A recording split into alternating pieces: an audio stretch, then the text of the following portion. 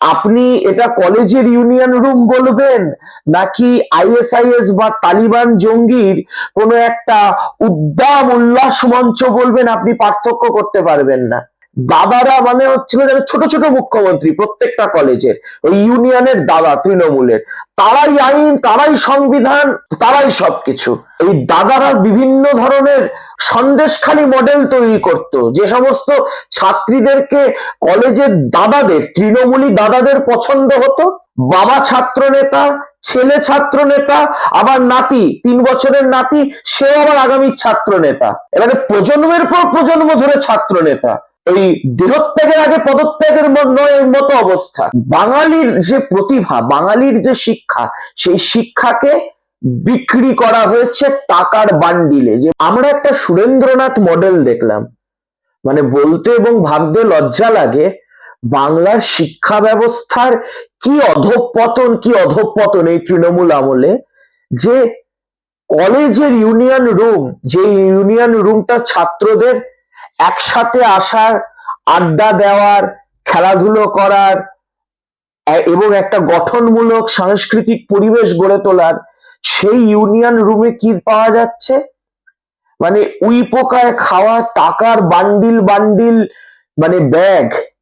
সেই ইউনিয়ন রুমে পাওয়া যাচ্ছে কন্ডোমের প্যাকেট, সেই ইউনিয়ন রুমে পাওয়া যাচ্ছে ওয়ান শাটার।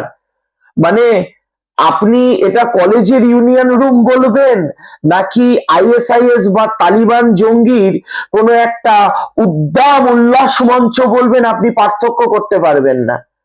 কলেজের শিক্ষা ব্যবস্থাটাকে, স্কুল শিক্ষা তো পারত ওই অপার খাটের তলায় পাঠিয়ে যা সর্বনাশ করার সর্বনাশ করে দিয়েছিল। আর এই সজ্জন নাট্যকার ব্রাত্য বসুর আমলে এই যে কলেজে কলেজে, ক্যাম্পাসে ক্যাম্পাসে এই যে দাদা মডেল তৈরি হয়েছিল না, মানে দাদারা মানে হচ্ছিল যারা ছোট ছোট মুখ্যমন্ত্রী প্রত্যেকটা কলেজের, ওই ইউনিয়নের দাদা তৃণমূলের, তারাই আইন, তারাই সংবিধান, তারাই সবকিছু।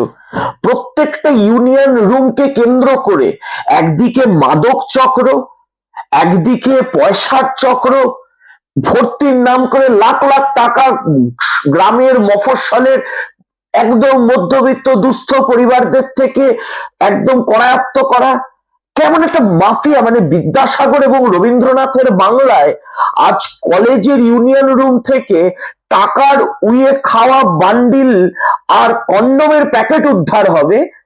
এরপর এই যে টিএমসিপি রয়েছে না, মানে তৃণাঙ্কুর মাফিয়া ছাত্র পরিষদ, এটা তো আর কোনো ছাত্র পরিষদ বা ছাত্র সংগঠন ছিল না, এটা ছিল একটা আদ্যপান্ত মাফিয়া ফ্যাসিস্ট সংগঠন।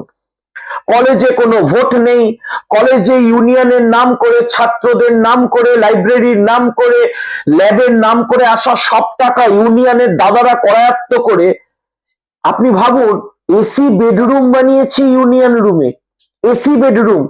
সেখানে এই দাদারা বিভিন্ন ধরনের ওই সন্দেশখালী মডেল তৈরি করত, যে সমস্ত ছাত্রীদেরকে কলেজের দাদাদের, তৃণমূলী দাদাদের পছন্দ হতো, তাদেরকে ওই বেডরুমে ডেকে এনে তাদেরকে কি করা হতো আপনারাই ভালো বলতে পারবেন এবং আপনারাই ভালো জানেন।